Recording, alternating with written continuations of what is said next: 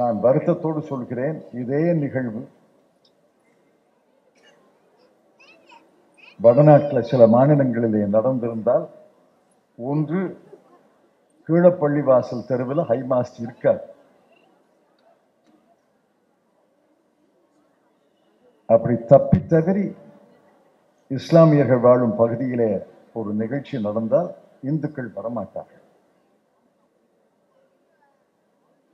இந்துக்கள் பகுதியிலே ஒரு நிகழ்ச்சி நடந்தால் இஸ்லாமியர்கள் அனுமதிக்க மாட்டார்கள். அலகாபாத், லக்னோ எல்லாம் கூட்டு கலாச்சாரம் என்று பெருமைப்பட்ட நகரங்கள். இந்துஸ்தானி மொழியே ஹிந்தி, உருது கலந்த மொழிதான். சுதந்திர இந்தியாவில் எது தேசிய மொழியாக இருக்க வேண்டும் என்று கேட்டபோது மகாத்மா காந்தி அவர்கள் இந்துஸ்தானி மொழி இருக்க வேண்டும் என்று சொன்னார். காரணம், இந்தி, உருது இரண்டும் கலந்த மொழிதான் அந்த மக்கள் பேசுகிற மொழி. அந்த அளவுக்கு மனிதநேயம் இருந்த இந்தியாவில் வட மாநிலங்களில் இந்த மனிதநேயம் முழுக்க முழுக்க அழிந்து விட்டது. 1000 ரூபாய் என்பது வீட்டு பெண்களுக்கு விடுதலையை பெற்று தருகிற 1000 ரூபாய். இந்த 1000 ரூபாய் 1000 ரூபாய்னு பார்க்காதீங்க. இது 1000 ரூபாய் என்பது உரிமை தொகை. என்ன உரிமை? பல உரிமைகளை பெற்று தருகிற உரிமை தொகை. பராசக்தி படத்துல ஒரு வசனம் வரும் தெரியுமா? கோயில்கள் எல்லாம் கொள்ளையார்களின் கூடாரமாக மாறிவிட்டது. நான் கேட்கிறேன், யார் இந்த நிலத்தை அபகரிச்சா? வெளிநாட்டில இருந்தா படையெடுத்து வந்து அபகரிச்சா? இல்ல சுபவீர பாண்டியன் போன்ற நாத்திகர்கள் அபகரிச்சாங்களா? இதை கையாடியது, அபகரித்தது வெளிநாட்டு படை அல்ல, உள்நாட்டு நாத்திகர்கள் அல்ல. ஆத்திகர்கள் தானே இதை அபகரிச்சாங்க.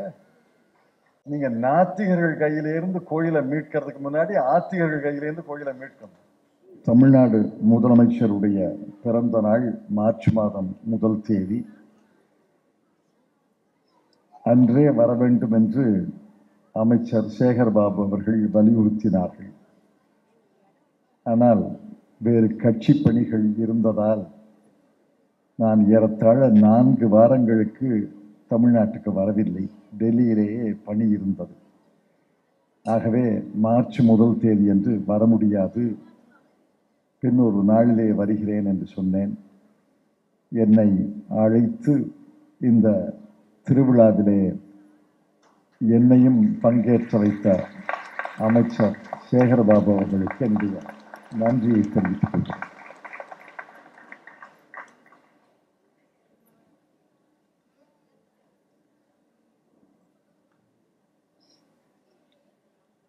அண்மையிலே நடந்த நிகழ்ச்சிகளை எல்லாம் நான் கொஞ்சம் அலசி பார்த்தேன். கடந்த 15-20 நாட்களிலே நடந்த நிகழ்ச்சிகள் ஒரு வகையிலே மகிழ்ச்சி தருகிறது, ஒரு வகையிலே அச்சத்தை தருகிறது. மிக மிக மகிழ்ச்சியான செய்தி என்னவென்றால், இந்தியா கூட்டணி முழுமை பெற்று, உருவம் பெற்று கையெழுத்தான முதல் மாநிலம் தமிழ்நாடு தான்.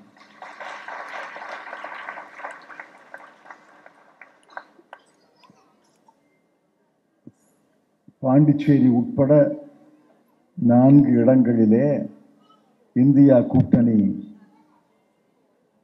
அந்த அங்கம் வகிக்கக்கூடிய கட்சிகள் எத்தனை இடங்களிலே போட்டியிடும் என்பது அதிகாரபூர்வமாக வெளியிட்டப்பட்டது.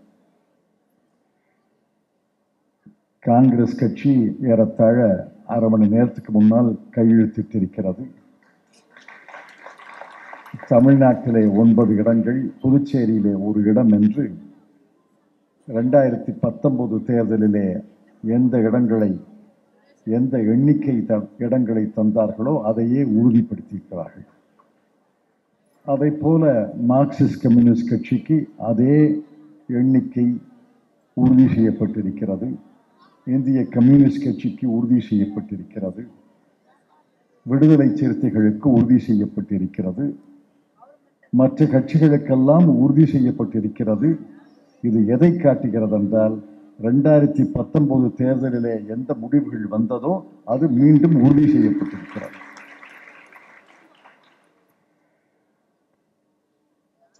இதிலே புதிய வரவாக திரு கமல்ஹாசன் அவர்களும் இணைந்திருக்கிறார். அவருக்கு மாநிலங்களவை 2025ஆம் ஆண்டு ஒதுக்கப்படும் என்று அறிவிக்கப்பட்டிருக்கிறது. தமிழ்நாடு முழுவதும் அன்பர் கமல்ஹாசன் அவர்கள் சுற்றுப்பயணம் செய்து இந்தியா கூட்டணிக்கு பிரச்சாரம் செய்வார் என்பதும் எழுதி கையெழுத்திடப்பட்டிருக்கிறது. ஆக எல்லா வகையிலேயும் மகிழ்ச்சியான தொடக்கம். இந்த கூட்டம் தொடங்கும் போது ஒரு குறை இருந்தது, கையெழுத்து ஆகுமா ஆகாதான்னு. ஆனால் கூட்டம் நடந்து கொண்டிருக்கும் போதே கையெழுத்தாகி இருக்கிறது. என்னுடைய மிகுந்த மகிழ்ச்சியை, பாராட்டுக்களை எல்லாருக்கும் தெரிவித்துக் கொள்கிறேன். இந்த கையெழுத்துகள் எல்லாம் முதலமைச்சருடைய உறுதி இல்லாமல் நடந்திருக்க முடியாது. அவர் பேசுவது நிதானமாக பேசுகிறார், எழுதும்போது நிதானமாக எழுதுகிறார். அந்த நிதானத்தை பலர் தயக்கம் என்று தவறாக புரிந்து கொள்கிறார்கள். குழப்பம் என்று சிலர் தவறாக புரிந்து கொள்கிறார்கள். அந்த நிதானம் என்பது தயக்கமும் அல்ல, குழப்பமும் அல்ல. அந்த நிதானம் என்பது பயணத்துடைய முடிவு எது என்று எனக்கு தெரியும். அந்த பயணத்துடைய முடிவை எட்டுவதற்கு பயணம் செய்யும் பொழுது யாரும் தடுமாறிவிடக் கூடாது என்பதற்காக அந்த நிதானம். யாரும் தடுமாறி தள்ளாடி விழுந்து விடக்கூடாதே என்பதற்காக அந்த நிதானம். யாரும் பாதை மாறி போய்விடக்கூடாதே என்பதற்காக அந்த நிதானம். முதலமைச்சருடைய நிதானத்தை நான் பாராட்டுகிறேன். அந்த நிதானமான போக்கை கடந்த 15-20 நாட்களிலே அவர் உறுதியாக கடைபிடித்ததால் தான் இந்த வெற்றி செய்திகள் நமக்கு வந்திருக்கின்றன. இது மனிதநேய திருவிழா. அருமை நண்பர் சுப வீரபாண்டியன் அவர்கள் எப்பொழுதுமே, நான் பல முறை கேட்டிருக்கிறேன், எப்பொழுதுமே நம்மை சிந்திக்கும் வகையிலே பேச வைப்பார். இது மனித நேயம். மனித நேயம்னா என்ன? மனிதன் மனிதனை நேசிக்க வேண்டும். இந்த 10 ஆண்டுகளிலே மனிதநேயம் இந்தியாவிலே வளர்ந்திருக்கிறதா, குறைந்திருக்கிறதா? கொஞ்சம் அந்த கேள்வியை கேளுங்க. மனிதநேயம் வளர்ந்திருக்கிறதா, குறைந்திருக்கிறதா? நேற்று சிவகங்கை நாடாளுமன்ற தொகுதியில நாடாளுமன்ற தொகுதி மேம்பாடு நிதியின் கீழே இந்த ஹை மாஸ்ட் விளக்கெல்லாம் சில இடத்துல பொருத்தி இருக்கிறோம். ஒரு ஊர்ல 2 ஹை மாஸ்ட் விளக்குகள் பொருத்துறோம். ஒண்ணு கீழப்பள்ளிவாசல் தெரு. கீழப்பள்ளிவாசல் தெருவில் ஒரு ஹை மாஸ்ட் விளக்கு. அடுத்த ஹை மாஸ்ட் விளக்கு பெருமாள் கோயில் தெரு. கீழப்பள்ளிவாசல் தெருவில் ஹை மாஸ்ட் விளக்கை அங்கே தொடங்கிய போது இஸ்லாமியர்களும் இருந்தாங்க, இந்துக்களும் இருந்தாங்க, எல்லா சமுதாயத்து மக்களும் இருந்தாங்க. அது சிறிய தெரு தான், சிறிய ஊர் தான், சிறிய தெரு தான். நெரிசலா கூட்டம் இருந்துச்சு. யாரு முஸ்லிம் யாரு இந்துன்னெல்லாம் பிரித்து பார்க்க முடியாது. எல்லாரும் இருந்தாங்க. அதே மாதிரி பெருமாள் கோவில் தெருல அந்த விளக்கை தொடங்கிய போதும் எல்லாரும் இருந்தாங்க. அந்த மனிதநேயம்தான் தமிழ்நாட்டை இத்தனை நாட்களாக காத்து வருகிறது. இதே நிகழ்வு, நான் வருத்தத்தோடு சொல்கிறேன், இதே நிகழ்வு வடநாட்டில் சில மாநிலங்களிலே நடந்திருந்தால், ஒன்று கீழப்பள்ளிவாசல் தெருவில் ஹைமாஸ்ட் இருக்காது. அப்படி தப்பி தவறி இஸ்லாமியர்கள் வாழும் பகுதியிலே ஒரு நிகழ்ச்சி நடந்தால் இந்துக்கள் வரமாட்டார்கள். இந்துக்கள் பகுதியிலே ஒரு நிகழ்ச்சி நடந்தால் இஸ்லாமியர்கள் அனுமதிக்க மாட்டார்கள். இப்படி இருந்த வடநாடு அல்ல. அலகாபாத், லக்னோ எல்லாம் கூட்டு கலாச்சாரம் என்று பெருமைப்பட்ட நகரங்கள். இந்துஸ்தானி மொழியே ஹிந்தி உருது கலந்த மொழிதான். சுதந்திர இந்தியாவில் எது தேசிய மொழியாக இருக்க வேண்டும் என்று கேட்டபோது மகாத்மா காந்தி அவர்கள் இந்துஸ்தானி மொழி இருக்க வேண்டும் என்று சொன்னார். காரணம், இந்தி உருது இரண்டும் கலந்த மொழிதான் அந்த மக்கள் பேசுகிற மொழி.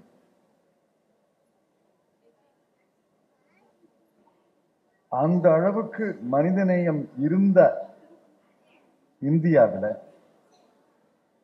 வட மாநிலங்களில் இந்த மனிதநேயம் முழுக்க முழுக்க அழிந்து விட்டது. மனிதநேயம் எஞ்சி இருப்பது தென்னாடு தான். மேற்கு மாநிலங்கள், கிழக்கு மாநிலங்கள்ல மனிதநேயம் இருக்கிறது. ஆனா மனிதநேயம் அங்க தடுமாறுகிறது. மனிதநேயத்துக்கு எதிராக மிகப்பெரிய தாக்குதல்கள் நடைபெறுகின்றன. அசாம், மேற்கு வங்காளம், மகாராஷ்டிரா, இதிலெல்லாம் மனிதநேயம் நாள்தோறும் அழிக்கப்படுகிறது, அழிக்க முயற்சி செய்கிறார்கள். தென்னாட்டில் நல்ல வேளையாக மனிதநேயம் தொடர்ந்து இருக்கிறது. இந்த மனிதநேயத்துக்கு மிகப்பெரிய ஆபத்து வந்திருக்கிறது என்று நான் அஞ்சுகிறேன். ஆனால் நம்முடைய கூட்டணி வலிமையாக இருந்தால், நம்முடைய கூட்டணி வெற்றிகரமான கூட்டணியாக தேர்தலுக்கு பிறகு மீண்டும் எழும்பிவிட்டால் மனிதநேயத்தை தமிழ்நாட்டிலிருந்து அழிக்கவே முடியாது, அழிக்கவே விடக்கூடாது.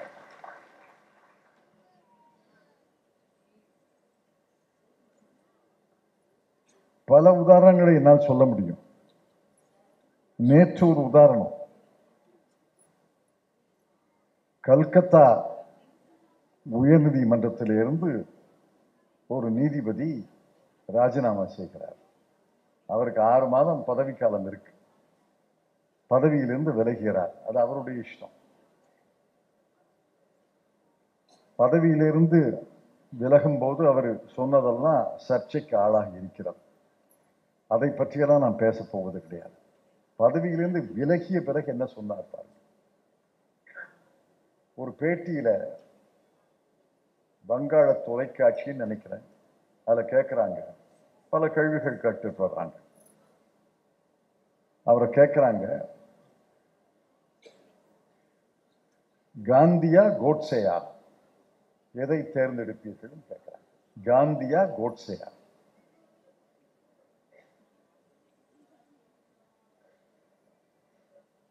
அவர் என்ன பதில் சொன்னார் தெரியுமா? கோட்சேன்னு சொல்லியிருந்தா கூட போறாரு, இவரை கடவுள் மன்னிப்பார்னு சொல்லியிருக்கலாம். அவர் என்ன பதில் சொன்னார் தெரியுமா? இதற்கு நான் உடனடியாக பதில் சொல்ல முடியாது, சிந்தித்துத்தான் பதில் சொல்வேன். காந்தியா கோட்சே கேட்கறதுக்கு சிந்திச்சு பதில் சொல்லணுமா? என்ன சிந்திக்கிறாரு? காந்திய கோட்ஸே கொண்டானா அது கோட்ஸே குண்டு வீசும்போது காந்தி இடையில புகுந்துட்டாரா அப்படின்னு சிந்திப்பார். காந்தியா கோட்ஸேங்கிறதுக்கு ஒரு உச்ச நீதிமன்ற பதவி விலகிய நீதிபதி நான் உடனடியாக பதில் சொல்ல முடியாது, சிந்திச்சுதான் பதில் சொல்ல வேண்டும் என்று சொன்னார். அப்ப காந்தியும் கோட்ஸையும் ஒண்ணுதானா? பூவா தலையா போட்டு பார்க்க போறீங்க? யாரு கண்டா? அடுத்த தடவை கேள்வி கேட்டா பூவா தலையா போட்டு சொல்றேன், பூவா காந்தி. அந்த அளவுக்கு இந்த நாட்டில் நச்சு கருத்துக்கள் தோன்றி இருக்கின்றன. இதெல்லாம் நச்சு கருத்து. இதையெல்லாம் முளையிலேயே கிள்ளி எறியணும். ஒரு 20-30 ஆண்டுகளுக்கு முன்னால் காந்தியா கோட்ஸேங்கிறது கேள்வியே எழுந்திருக்காது. அந்த மாதிரி கேட்கணும்னு ஒருத்தனுக்கும் தோணி இருக்காது. அந்த மாதிரி யாராவது கேள்வி இருந்தா இவ்வளவு பெரிய பாவியா இருக்கேன்னு சொல்லியிருப்பாங்க. இன்னைக்கு அந்த கேள்வியும் கேட்கிறார்கள், அதற்கு பதிலும் ஒருத்தர் சொல்றாரு, நான் சிந்திச்சு தான் பதில் சொல்லணும். இந்த மாதிரி எத்தனையோ நிகழ்ச்சிகளை இந்த நாடு பார்த்து வருகிறது. அதுதான் எனக்கு அச்சம் தருகிறது. இந்த நிகழ்ச்சிகள் தொடர்ந்து நடந்தால் எப்படி இந்தியாவில் 140, 150, 170 கோடியில் நிற்கும் 170 கோடி மக்கள் ஒரு நாட்டு மக்களாக இருக்க முடியும்? இன்னைக்கு தலித் மக்களும் இஸ்லாமிய மக்களும் வடநாடுகளில் சிறிய கிராமங்களில் இருந்து வெளியேறுகிறாங்க. ஏன்? 10 குடும்பம் 15 குடும்பம் இஸ்லாமிய குடும்பம் இருக்கு, அவ்வளவு 20 குடும்பம் தலித் குடும்பம் இருக்கு. எங்களுக்கு இங்க பாதுகாப்பு கிடையாது, நாங்க 50 பேர் இருக்கோம், 40 பேர் இருக்கோம், 20 குடும்பங்கள் இருக்கு, எங்களுக்கு பாதுகாப்பு கிடையாதுன்னு நகரங்களுக்கு போறாங்க. கான்பூர், லக்னோ, அலகாபாத்துக்கு போறாங்க. காரணம், அங்க கான்பூர், அலகாபாத், லக்னோல எல்லாம் பல லட்சம் இஸ்லாமியர்கள் இருக்காங்க, அவங்களோட சேர்ந்து இருந்தா நமக்கு பாதுகாப்புன்னு நினைக்கிறாங்க. இந்த அச்சம் ஏன் வந்துச்சு?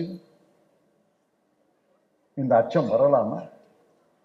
இந்தியாவில் ஒரு குடிமகனுக்கு இந்த அச்சம் வரலாமா? நான் ஒற்றை குடும்பமாக இருந்தாலும் நான் பாதுகாப்பாக இருப்பேன் என்ற நம்பிக்கையிலவா வரணும்? அந்த நம்பிக்கை இன்னைக்கு அழிந்து போகிறது. கொஞ்சம் கொஞ்சமாக அந்த நம்பிக்கை அழிந்து போனால் எப்படி மக்கள் ஒன்றாக இருக்க முடியும்? எப்படி ஒன்றாக வாழ முடியும்?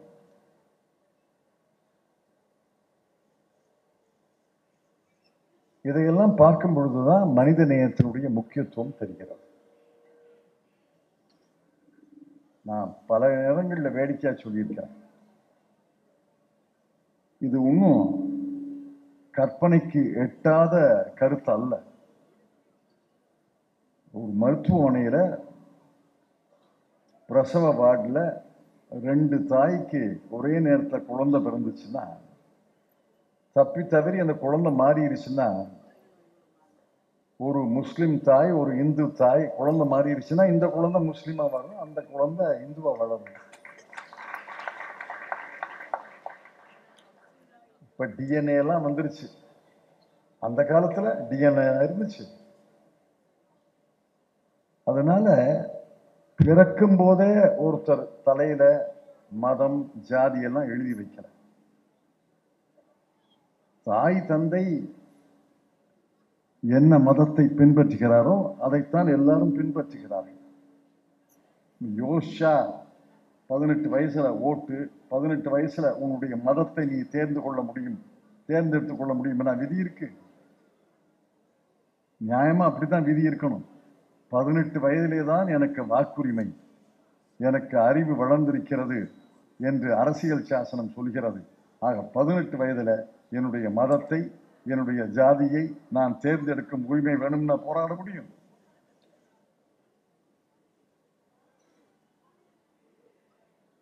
இந்த பிளவுகள் எல்லாம் மனிதன் உருவாக்கிய பிளவுகள். இதே மாதிரிதான் பல நாடுகள் இருந்துச்சு. அமெரிக்காவில் கருப்பர்களுக்கும் வெள்ளையர்களுக்கும் 200 ஆண்டுகளாக போர் நடக்கிறது. ஐரோப்பாவில் யூதர்களுக்கும் கிறிஸ்துவர்களுக்கும் அதற்கு முன்னாலேயே போர் நடக்கிறது. ஆப்பிரிக்காவில் இன்று கூட இந்த கூட்டம் அந்த கூட்டம், இந்த ட்ரைப் அந்த ட்ரைப் என்று போர் நடக்கிறது.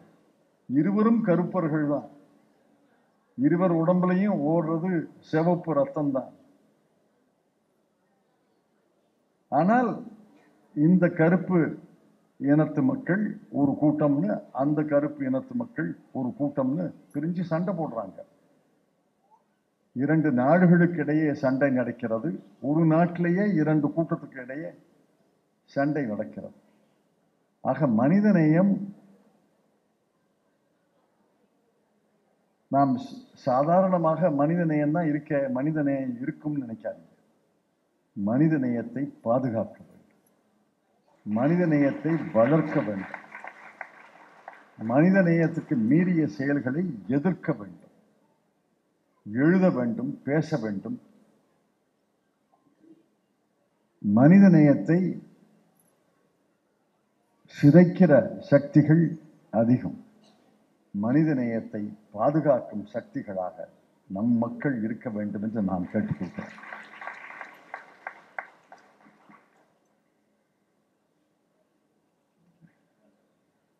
இந்த மனிதநேயத்தின் ஒரு பகுதி தான் ஆணுக்கும் பெண்ணுக்கும் சம உரிமைகள் என்பது. ஆணுக்கும் பெண்ணுக்கும் சம உரிமை கிடையாதுமா. இன்னைக்கும் முழுக்க முழுக்க கிடையாது.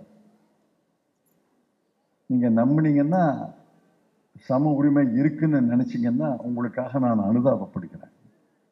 சம உரிமைகள்லாம் கிடையாது. சம உரிமையை போராடித்தான் பெற வேண்டும். போராடும் பொழுது அரசு துணை நிற்க வேண்டும். அரசை நடத்துகின்ற கட்சி பெரும் துணையாக இருக்க வேண்டும். அதான் கட்சிக்கும் வேறுபாடு. சில கட்சிகள் ஆணும் பெண்ணும் சமம் இல்லை என்று சொல்வார்கள். RSS இயக்கத்தில் பல தலைவர்கள் பெண்களுடைய கடமை வீட்டை பாதுகாப்பது, வீட்டு வேலையை செய்வது, குடும்பத்தை காப்பாற்றுவது என்று பகிரங்கமாக பேசுகிறார். அவர்களுக்கு ஆண் பெண் சமம் என்ற கருத்தை அவர்கள் உடன்படவில்லை. சில கட்சிகள் பேசும், செயல்படாது. சில கட்சிகள் தான் ஆணும் பெண்ணும் சமம், அதற்காக நாம் நடவடிக்கை எடுக்க வேண்டும், அதற்காக திட்டங்களை போட வேண்டும், அதற்காக சட்டங்களை போட வேண்டும் என்று ஆங்கிலத்தில் சொல்வாங்களே, ப்ரோஆக்டிவ், அதற்கான காரியங்களை செய்வது சில கட்சிகள் தான். அண்மை காலத்தில் திராவிட முன்னேற்ற கழக அரசு மகளிர் மேம்பாட்டுக்காக செய்த காரியங்கள் எல்லாம் எனக்கு மிகுந்த மகிழ்ச்சியையும் திருப்தியையும் தந்திருக்கின்றன. தமிழ்நாட்டில் மகளிர் சுய உதவி குழுக்கள் 12,91,000 குழுக்கள் இருக்கின்றன. இந்த 12,91,000 குழுக்களில் கடந்த 2.5 ஆண்டுகளிலே உருவாக்கப்பட்ட புதிய குழுக்கள் 1,14,000 குழுக்கள். திரு மு.க. ஸ்டாலின் அவர்கள் முதலமைச்சராக பொறுப்பேற்ற பொருள் ஏற்கனவே தான் 10 லட்சம் குழு இருக்க, போதாதான்னு ஓய்ந்து உட்காராமல் இன்னும் 1,14,000 குழுக்களை உருவாக்கி இருக்கிறார். அதற்காக பாராட்டுகிறேன். இந்த குழுக்களுக்கு இதுவரை 75,000 கோடி ரூபாய் கடன் வழங்கப்பட்டிருக்கிறது. 75,000 கோடி என்பது பெரிய தொகைதான். ஆனால் என்னை பொறுத்தவரையில் இது 2 மடங்காக, 3 மடங்காக, 4 மடங்காக உயர வேண்டும் என்பது என்னுடைய தாழ்மையான கருத்து. நண்பர் சுப வீரபாண்டியன் குறிப்பிட்டார், புதுமை பெண் திட்டம், மகளிர் உரிமை தொகை திட்டம் என்று பல புரட்சிகரமான திட்டங்களை அறிமுகப்படுத்தினார். மாதம் 1000 ரூபாய் என்பது சிறிய தொகையாக தெரியலாம். ஆனால் சிறிய தொகை அல்ல. மாதம் 1000 ரூபாய் என்பது வீட்டில்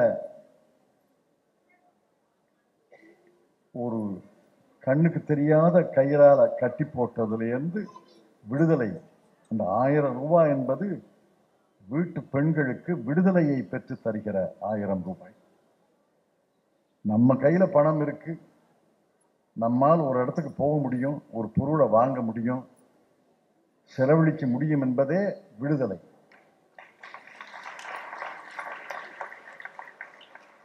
இந்த 1000 ரூபாயை 1000 ரூபாய்னு பார்க்காதீங்க.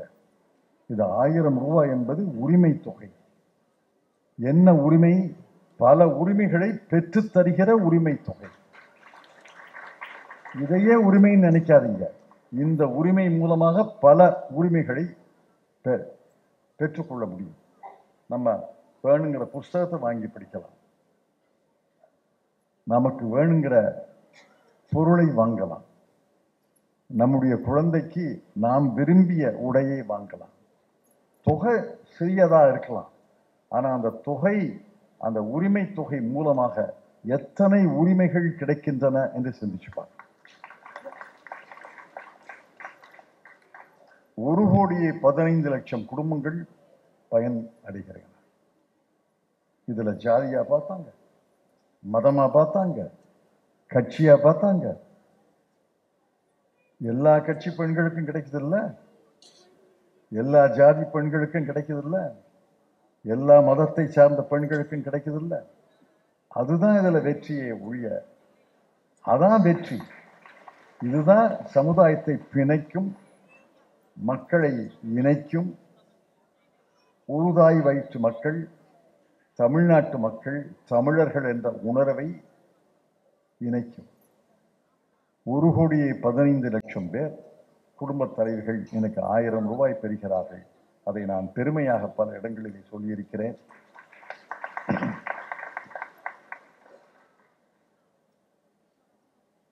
அதனுடைய விளைவு இப்போதே தெரியுது. தொடர்ந்து பெண்களுக்காக தொடர்ந்து இருந்த அரசுகள் தமிழ்நாட்டில் செய்த ஒவ்வொரு காரியத்தினுடைய பலன்களும் இப்பதான் தெரியுது. போன ஆண்டு குரூப் 1 தேர்வு நடந்தது. குரூப் 1 IASக்கு அடுத்த தேர்வு என்று பல பேர் விரும்புகிற தேர்வு. இதுல 65 பேர் தேர்ந்தெடுக்கப்பட்டார்கள்.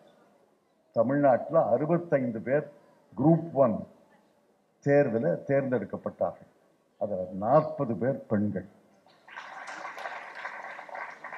40 பேர் பெண்கள்.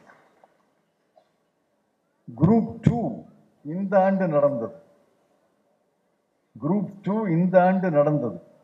முதல் ரேங்க் பெண், இரண்டாவது ரேங்க் பெண், மூன்றாவது ரேங்க் பெண், நான்காவது ரேங்க் பெண், 13வது ரேங்க் வரை 1லிருந்து 13 பெண்கள். எதை காட்டுகிறது? பெண்களுக்கு வாய்ப்பு, பெண்களுக்கு உரிமை, பெண்களுக்கு சுதந்திரம், பெண்களுக்கு விடுதலை தந்தால் நிச்சயமாக ஆண்களுக்கு ஈடாக இதை செய்ய முடியும் என்று காட்டுகிறார்கள். இதுல வேடிக்கை என்னன்னா,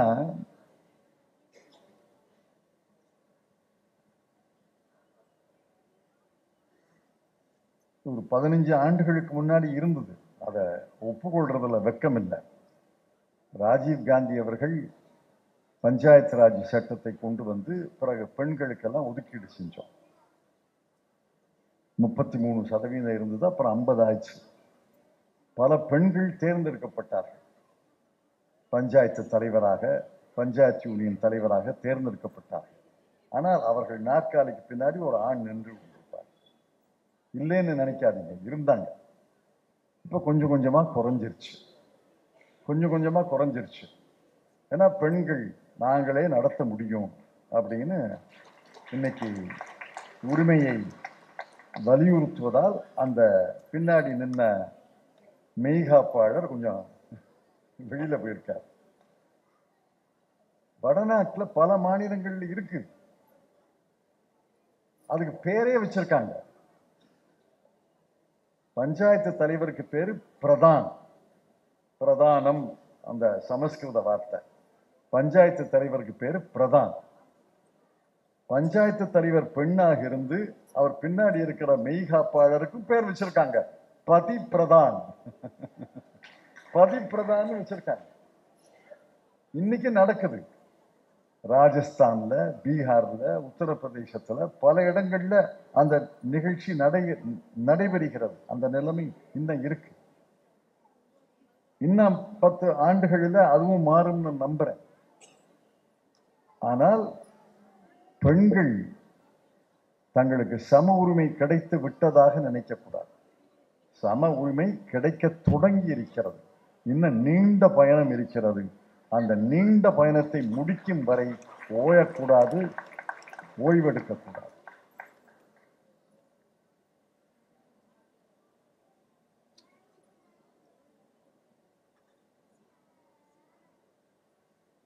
கலைஞருடைய கனவு இல்லம் என்று நண்பர் சுபவீரபாண்டியன் அவர்கள் குறிப்பிட்டார்கள். அதை நான் பாராட்டுகிறேன். 1,00,000 வீடுகள் கட்டப்போகிறார்கள் தமிழ்நாடு அரசு. ஒரு வீடுக்கு 3,50,000 லட்சம் ஒதுக்கியிருக்கிறார். இன்றைய விலைவாசியில 3,50,000 லட்சம் என்பது சின்ன வீடு கட்டலாம். குறிப்பாக கிராம பகுதியில் கட்டலாம். அதற்கு 3,500 கோடி ரூபாய் முதலமைச்சர் ஒதுக்கியிருக்கிறார். கிராமச்சாலைகள் மேம்பாடுக்கு 2000 கிலோமீட்டர் கிராமச்சாலைகள் மேம்பாட்டுக்கு 1000 கோடி ரூபாய் ஒதுக்கியிருக்கிறார். 5000 நீர்நிலைகளை புதுப்பிப்பதற்கு 500 கோடி ரூபாய். 4457 நகர்ப்புற சாலைகளுக்கு 2500 கோடி ரூபாய். அடையார் ஆற்றை தூய்மைப்படுத்துவதற்கு குடுவாஞ்சேரியிலிருந்து சைதாப்பேட்டை வரை 1500 கோடி ரூபாய். 1000 புதிய வகுப்பறைகள் கட்டுவதற்கு 1000 கோடி ரூபாய். எப்படி பணத்தை செலவழிக்கணும்னா இப்படித்தான் செலவழிக்கணும். எப்படி பணத்தை செலவழிக்கப்படாதுங்கிறதுக்கு பல உதாரணங்களை சொல்ல முடியும். எப்படி பணத்தை செலவழிக்கிறதுக்கு இதான்: கல்வி, மருத்துவம், சாலைகள், நீர்நிலைகள், தூய்மையான காற்று, தூய்மையான நீர், வீடு. இதற்குத்தான் ஒரு அரசு செலவழிக்கணும். மற்றதற்கெல்லாம் செலவழிக்க வேண்டாம்னு சொல்லல, அதுக்கெல்லாம் செலவழிங்க. ஆனால் முக்கியமான நம்முடைய நோக்கம் என்னன்னா மனிதனுடைய ஆற்றல், ஆண் பெண்ணாக இருந்தாலும் மனிதனுடைய ஆற்றல் வெளிப்படுவதற்கு, மனிதன் சுயமாக பல தொழில்களை தொடங்குவதற்கு, கண்டுபிடிப்புகளை செய்வதற்கு இந்த கட்டுமானம் முக்கியம். இந்த கட்டுமானத்திலே தமிழ்நாடு அரசு மேலும் மேலும் அக்கறை காட்டுகிறது என்பதிலே எனக்கு மிகுந்த மகிழ்ச்சி.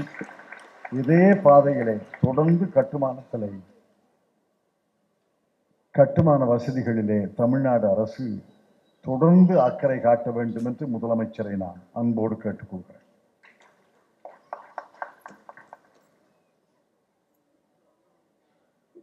இங்கே அமைச்சர் சேகர் பாபு அவர்கள் மனிதநேய திருவிழாவை நடத்துகிறார். மிகப்பெரிய மனிதநேய செயல் என்ன தெரியுமா? மிகப்பெரிய மனிதநேய செயல் 6809 ஏக்கர் 5953 கோடி அதை மீட்டிருக்கிறாரே, அதுதான் மனித உழைப்பு.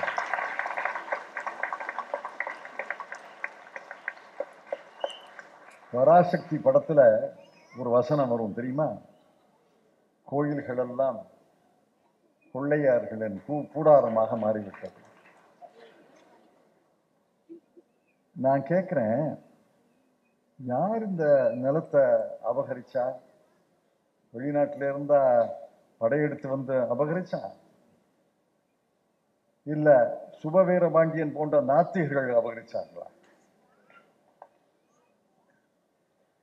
இதை கையாடியது, அபகரித்தது வெளிநாட்டு படை அல்ல, உள்நாட்டு நாத்திகர்கள் அல்ல, ஆத்திகர்கள் தானே இதை அபகரிச்சாங்க. நீங்க நாத்திகர்கள் கையிலிருந்து கோயிலை மீட்கிறதுக்கு முன்னாடி ஆத்திகர்கள் கையிலிருந்து கோயிலை மீட்கணும். அதைத்தான் நம்முடைய அருமைக்குரிய அன்பிற்குரிய சேகர் பாபு அவர்கள் செய்கிறார்கள். நான் ஒவ்வொரு முறையும் பார்க்கும்போது கேட்பேன், இன்னைக்கு என்ன டோட்டல்னு கேட்பேன். இன்னைக்கு என்ன டோட்டல், இந்த கிரிக்கெட் டோட்டல் கேட்குற மாதிரி இன்னைக்கு என்ன டோட்டல்னு கேட்பேன். இன்னும் கேட்ட உடனே போன் எடுத்து செய்தி கேட்டு சொல்லிட்டாரு, இன்னைக்கு வரைக்கும் 6809 ஏக்கர் 5953 கோடி. ஒரு சிறிய மாநிலத்தின் பட்ஜெட்டுக்கு ஈடு, சிறிய மாநிலத்தின் பட்ஜெட்டுக்கு ஈடு. எதுக்கு சொல்றேன்னா, மதத்தின் பெயரால் நல்ல காரியமும் செய்யலாம், மனிதத்தின் பெயரால் தவறான காரியங்களும் செய்யலாம். மதத்தினுடைய குற்றம் அல்ல, இந்த மனிதனுடைய குற்றம். மதத்தினுடைய குற்றம் அல்ல. மதத்தை நம்புபவர்கள் நம்பட்டும், யார் வேண்டாங்களா? சிவவீரபாண்டியன் தெளிவாக சொன்னார், நான் மதத்தை நம்பவில்லை, ஆனால் நீங்கள் மதத்தை நம்பினால் நான் மதிக்கிறேன் சொன்னார். கலைஞர் ஒரு முறை சொன்னாரு, நீங்கள் கடவுளை நம்புகிறீர்களா கேள்வி. அதற்கு அவருக்கே உள்ள சாதனையும் பளிச்சுன்னு பதில் சொல்லிட்டார், நான் கடவுளை நம்புகிறேனா என்பது முக்கியம் அல்ல, கடவுள் என்னை நம்புகிறாரா என்பது முக்கியம்.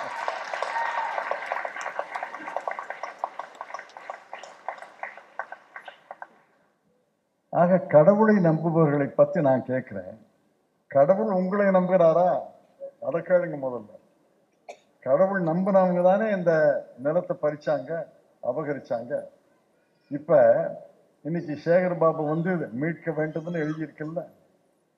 ஆக கோயில்கள்ல தப்பில்லை, மதத்துல தப்பில்லை, அதை தவறாக பயன்படுத்துவர்களுடைய தவறு. இன்னைக்கு கூட சில கோயில்கள்ல தலித்களை அனுமதிப்பது கிடையாது. கிராமங்கள்ல கோயில்கள் இருக்கு, தலித்களை அனுமதிப்பது கிடையாது. அதை எப்படி ஏற்றுக்கொள்ள முடியும்? ஏன் ஏற்றுக்கொள்ள வேண்டும்? அதெல்லாம் ஏற்றுக்கொள்ள முடியாது. இன்னைக்கு ஒரு பேப்பர்ல பார்த்தேன், இந்த அளவுக்கு உண்மைன்னு தெரியல, அந்த பெண்ணும் மாப்பிள்ளையும் பொண்ணும் நாங்க இந்துக்கள்னு சொல்றாங்க, அந்த பெண்ணுக்கு கிறிஸ்துவ பெயர் மாதிரி ஒரு பெயர் இருக்கான், அதனால கோயில்ல கல்யாணம் பண்ணப்படாதுன்னு தடுத்துட்டாங்க. அவங்க ரெண்டு பேரும் நாங்க இந்துக்கள்னு எழுதி கொடுக்குறாங்க, நாங்கள் இந்து மதத்தின் மீது நம்பிக்கை வைத்திருக்கிறோம். என்னை பொறுத்த வரையில் கோயில்கள் என்பது, தமிழ்நாட்டு கோயில்கள் என்பது மிகப்பெரிய வரலாற்று சொத்து, கலாச்சார சொத்து, கலாச்சார களஞ்சியம். தமிழ்நாட்டினுடைய வளர்ச்சி, தமிழ்நாடுடைய வரலாறு எல்லாம் முழுமையாக தெரிந்து கொள்ள வேண்டும் என்றால் கோயில்களுக்கு, கோயில் கல்வெட்டுகளில், கோயிலுடைய தல புராணத்தில் தான் தெரிஞ்சுக்க முடியும். அந்த அளவுக்கு கோயில்களை, அது கோயில் என்பதற்காக நான் மதிக்கிறேன். அந்த கோயில்கள்ல தான் இந்த 2000 ஆண்டுகளுடைய வரலாறு அடங்கி இருக்கிறது, 2000 ஆண்டுகளுடைய கலாச்சாரம் அடங்கி இருக்கிறது. அந்த கோயில்களை பாதுகாக்க வேண்டிய கடமை எல்லாரையும் சார்ந்தது, நாத்திகர்கள் ஆத்திகர்கள் எல்லாரையும் சார்ந்தது. அந்த கடமையை செவ்வனே செய்யக்கூடிய அருமை நண்பர் சேகர் பாபு அவர்கள் கூட்டிய அந்த நிகழ்ச்சியில கலந்து கொள்வதில் மிகுந்த மகிழ்ச்சி அடைகிறேன். இப்போ தேர்தல் வருது, அதுக்கு கட்டியம் கூடுற மாதிரி 100 ரூபாய் குறைச்சிருக்காருன்னு சுபவீரபாண்டியன் சொன்னார், பார்த்துருப்பீங்க எனக்கு பேப்பர்ல. 100 ரூபாயை குறைத்து பிரதமர் அறிவித்தது எனக்கு மகிழ்ச்சி அளிக்கிறது. இன்னொரு அறிவிப்பையும் செய்து இருக்கணும். நான் மீண்டும் ஆட்சிக்கு வந்தால் இந்த 100 ரூபாய் கூட்ட மாட்டேன்னு சொல்லியிருக்கணும். ஆங்கிலத்தில் ஒரு பழமொழி இருக்கு, straw on the camel's back அப்படின்னு. அதாவது பாலைவனத்துல போற ஒட்டகம் இருக்க, அந்த ஒட்டகத்தினுடைய முதுகுல மிகப்பெரிய சுமையை ஏற்றி வைப்பாங்களாம். ஏற்றி வச்சுட்டு ஒரு கிளைய மட்டும், ஒரு கம்பை மட்டும் எடுத்து அந்த ஒட்டகம் பார்க்கிற மாதிரி ஒட்டகத்தின் முகத்துக்கு முன்னாடி போடுவாங்களாம். அந்த ஒட்டகம் நம்புமா, அடேடே பெரிய சுமையை இறக்கி வச்சுட்டாங்க. நீங்க 700 ரூபாய் உயர்த்தி விட்டு 100 ரூபாய் குறைக்கிறீங்க. 700 ரூபாய் உயர்த்தி விட்டு 100 ரூபாய் குறைத்தால் இங்க இருக்கிறவங்க எல்லாம் ஏமாளிகளா? நான் கேட்கிறேன்னா, 700 ரூபாய் உயர்த்தி விட்டு 100 ரூபாய் குறைத்தால் நீங்கள் எல்லாம் ஏமாளிகள் என்று நம்பித்தானே செய்யறாங்க. 100 ரூபாய் குறைச்சதை நான் வரவேற்கிறேன். ஆனால் நான் மீண்டும் ஆட்சிக்கு வந்தால் 100 ரூபாய் கூட்ட மாட்டேன்னு சொல்லணும். இல்லை, நாங்கள் ஆட்சியில் இருந்தபோது $146 பீப்பாய் கச்சா எண்ணெய் விலை. கச்சா எண்ணெய் விலை பீப்பாய் $146. சவுதி அரேபியாவுடைய தலைநகர்ல ஒரு உலக தழுவிய மாநாடு நடந்தது. இந்த உலகம் தழுவிய மாநாடுகளை எப்படி கச்சா எண்ணெய் விலையை கட்டுப்படுத்துவது, பெட்ரோல் விலையை எப்படி கட்டுப்படுத்துவது, டீசல் விலையை எப்படி கட்டுப்படுத்துவது என்பதற்காகவே ஒரு மாநாடு. எல்லா நாட்டு நிதியமைச்சர்களும் பெட்ரோலியம் அமைச்சர்களும் வந்திருந்தாங்க. நட்வர் சிங் அவர்களும் நானும் இந்தியாவின் சார்பிலே சென்றிருந்தோம். எங்களுடைய கோரிக்கை, இந்த அளவுக்கு மேல விலையை கூட்டப்படாது. எண்ணெய் வளமுள்ள நாடுகள் இந்த அளவுக்கு மேல விலையை குறைக்கப்படாது. நான் சொன்னேன், இது நியாயமான கோரிக்கை. இந்த அளவுக்கு மேல விலையை கூட்டப்படாது என்று சொல்வது எவ்வளவு நியாயமோ அதே மாதிரி நியாயம் இந்த அளவுக்கு கீழே விலையை குறைக்கப்படாது. இந்த விலை சரிஞ்சிருச்சுன்னா அவங்க உற்பத்தி செய்ய முடியாது, கட்டுப்படி ஆகாது. ஆகவே கீழையும் ஒரு கோடை வரைங்க, மேலையும் ஒரு கோடை வரைங்க. அந்த கோட்டுக்குள்ளதான் கச்சா எண்ணெய் விலை இருக்க வேண்டும் என்று நிர்ணயம் செய்யுங்கள் என்று சொன்னேன். பல பேர் ஆதரிச்சாங்க. எண்ணெய் தயாரிக்கும் நாடுகள் அதை ஏற்றுக்கொள்ளவில்லை, பல நாடுகள் ஏற்றுக்கொள்ளவில்லை. அந்த மாநாடு தோல்வியிலே முடிந்தது. அப்ப $146 ஒரு பீப்பா கச்சா எண்ணெய் விலை, $146. அந்த நேரத்துல கூட இந்திய அரசு பெட்ரோல் விலையை 70 ரூபாய்க்கு மேல உயர்த்த, டீசல் விலை 60 மேல உயர்த்த. திரு நரேந்திர மோடி அவர்கள் பிரதமராக வந்தபோது கச்சா எண்ணெய் விலை மளமளவென்று சரிந்தது, $40 போனுச்சு. இன்னைக்கு $80, $40 போனுச்சு. $40 போன நேரத்துல கூட அவர் விலையை குறைக்கல. ஆண்டு ஒன்றுக்கு 2.5 லட்சம் கோடி ரூபாய் அவர்களுக்கு ஆதாயமாக கிடைத்தது, விலையை குறைக்காததுனால. $40 மளமளவுன்னு சரிந்தது. ஆனால் அப்ப கூட குறைக்கல. 2.5 லட்சம் கோடி ரூபாய் ஆதாயமாக கிடைத்தது ஆண்டு ஒன்றுக்கு. இன்னைக்கும் $80 தான். $80 பீப்பா கச்சா எண்ணெய் விற்கும் போது ஏன் 101 ரூபாய் கொடுக்கிறோம் பெட்ரோலுக்கு? இந்த கேள்வியை கேட்கணும். 101 ரூபாய் கொடுக்குறீங்க, இந்த விலை தேவையே கிடையாது. இந்த விலை என்பது நம் மீது வைத்திருக்கக்கூடிய சுமை. கேஸ் விலை 1100 என்பது நம் மீது நம்ம ஒட்டகமாக நினைச்சு புதிய சுமத்துறாங்க. அப்புறம் 100 ரூபாய் எடுத்து போடுறது, ஒரு கிளையை எடுத்து போடுற மாதிரி நம்ம முன்னாடி போட்டுட்டு நம்ம எல்லாம் ஏமாளிகள்னு நினைக்கிறாங்க. நாம் ஏமாளிகள் அல்ல என்பதை உரத்த குரலிலே சொல்வதற்கு ஒரு வழி இருக்கிறது. இன்னைக்கு சொல்ல வேண்டாம், மனசுல வச்சுக்கோங்க. சொல்ல வேண்டிய நாள், சொல்ல வேண்டிய முறை தெரியும்.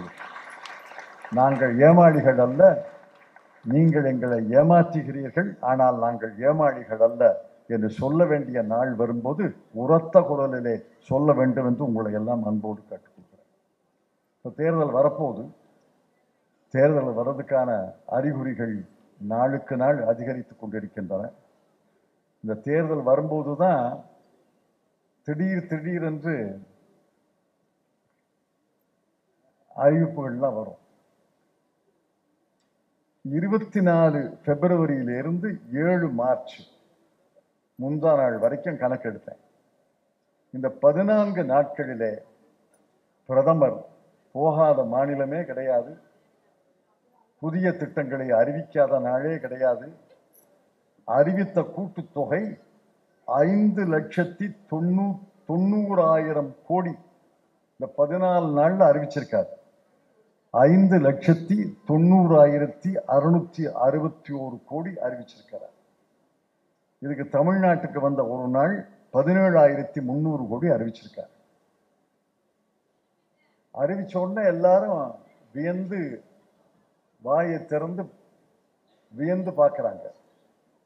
கசப்பான உண்மை என்னவென்றால், இந்த 5,90,661 கோடிக்கு தமிழ்நாடு உட்பட 17,300 கோடிக்கு 31 மார்ச்ல முடிகிற பட்ஜெட்லையும் 1 நாள்ல தொடங்குற பட்ஜெட்லையும் ₹1 கூட ஒதுக்கல. இது வரைக்கும் ₹1 கூட ஒதுக்கல. முடிஞ்ச வருஷத்துல ஒதுக்கிருக்காங்களா? இல்ல. தொடங்குற வருஷத்துல ஒதுக்கிருக்காங்கன்னா கிடையாது. இதெல்லாம் அறிவிப்பு தான். இதுக்கெல்லாம் திட்டமே இருக்காது. டிபிஆர்னு சொல்லுவாங்க, டீடைல் ப்ராஜெக்ட் ரிப்போர்ட், அதுவே இருக்காது. சும்மா தோன்றதெல்லாம் அறிவிச்சுக்கிட்டு இருக்காங்க. இன்னும் அறிவிப்பாங்க. அறிவிக்கிற வரைக்கும் தேர்தல் வராது. அறிவிப்பு முடிந்த பிறகுதான் தேர்தல் வரும். இப்ப 11ஆம் தேதி தேர்தல் அறிவிப்பு வருதுன்னு முதல்ல சொன்னாங்க. இப்ப 13ஆம் தேதி குஜராத்துக்கு போறாரு. 13ஆம் தேதி வந்த பிறகுதான் அறிவிப்பு வரும். இன்னும் தொடர்ந்து வரும். நான் கூட்டுத்தொகையை போட்டுக்கிட்டே வருவேன். 10 லட்சம் கோடியை தாண்டினாலும் தாண்டும். எதற்காக சொல்கிறேன் என்றால், இதையெல்லாம் மக்களை ஏமாளிகளாக நினைத்து அறிவிக்கிறாங்க. மக்கள் அவ்வளவு ஏமாளிகள் அல்ல என்று நான் நினைக்கிறேன். சில நேரங்களிலே மக்கள் ஏமாறுகிறார்கள். 2014 நாடாளுமன்ற தேர்தலிலையும் 2019 நாடாளுமன்ற தேர்தலிலையும் இந்தியாவில் ஒரு பகுதி மக்கள் ஏமாந்து வாக்களித்தார்கள். நான் இல்லைன்னு சொல்லல. ஆனால் தொடர்ந்து ஏமாளிகளாக இருப்பார்கள். தொடர்ந்து எல்லா இந்தியர்களும் ஏமாறுவார்கள் என்று நினைப்பது தவறு. ஆங்கிலத்தில் ஒரு பழமொழி சொல்லுவாங்க, you can fool all the people some of the time, you can fool some of the people all the time, but you cannot fool all the people all the டைம்னு சொல்லுவாங்க. எல்லாரையும் எல்லா நேரத்திலையும் ஏமாளிகளாக நினைத்து ஒரு அரசு நடந்து கொண்டிருக்கிறது. அதற்கு எப்படி விழிப்படைந்த தமிழ்நாடு, குறிப்பாக விழிப்படைந்த தமிழ்நாட்டு பெண்கள் எப்படி பதில் சொல்ல போகிறார்கள் என்பதை நான் எதிர்பார்த்து நிற்கிறேன். உரத்த குரலிலே துணிவோடு, துணிவே துணை, துணிவே துணை, அச்சமில்லை அச்சமில்லை அச்சமில்லை இல்லையே, உச்சி மீது வானிடிந்து வீழுகின்ற போதினும் அச்சமில்லை அச்சமில்லை அச்சம் என்பது இல்லையே என்று உரத்த குரலிலே நீங்கள் வாக்களிக்க வேண்டும், பதில் சொல்ல வேண்டும் என்று கேட்டு இந்த மனிதநேய திருவிழாவிலே என்னை பங்கெடுத்து செய்த அமைச்சர் சேகர் பாபு அவர்களுக்கு நன்றி தெரிவித்து விடைபெற்றுக் கொள்கிறேன்.